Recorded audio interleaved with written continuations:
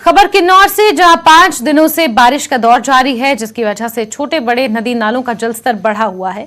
यहां रुनंग नाले में बाढ़ आई हुई है, जिसकी वजह से नेशनल हाईवे 5 को पूरे तरीके से बंद कर दिया गया है और दोनों ओर सड़कों पर वाहन फंसे हुए हैं। बारिश के चलते प्रशासन ने अलर्ट भी जारी किया है और लोगों को नदी नालों के समीप जाने की सख्त मनाही है। जिलाधीश किन्नौर आबिद हुसैन सादिक ने लोगों को बारिश के दौरान सफर करने से बचने की भी अपील की है।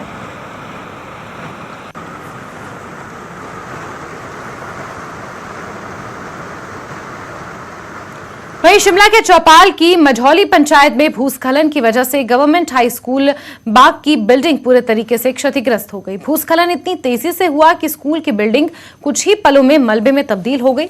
हालांकि राहत की बात यह रही कि रविवार होने की वजह से हादसे के वक्त स्कूल में शिक्षक और छात्र मौजूद नहीं थे।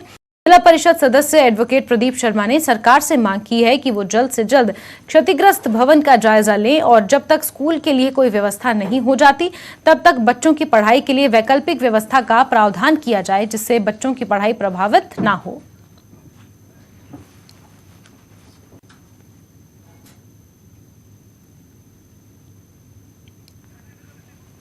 वहीं प्रदेश में मानसून का कहर लगातार जारी है। मौसम विभाग के निदेशक सुरेंद्र पॉल का कहना है कि अगले 4 दिनों तक मानसून सक्रिय रहेगा, उसके बाद बारिश कम होने की संभावना है। साथ ही उन्होंने कहा कि सितंबर में औसतन 16% से ज्यादा बारिश हुई है। वहीं कुल्लू, मंडी और कांगड़ा जिले के कई जगहों पर भारी बारिश हुई है।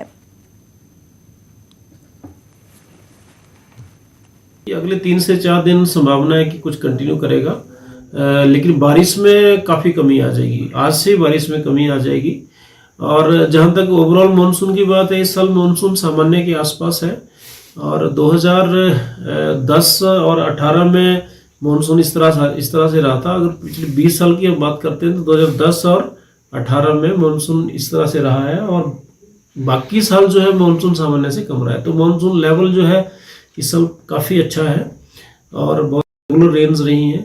जहाँ तक सितंबर महीने की बात है, सितंबर मंथ में इस साल भी 2018 और 21 में भी अच्छी हुई थी बारिश, लेकिन उसके बाद 16% इस साल भी ज़्यादा है। तो सितंबर महीने में बारिश जो है सामान्य से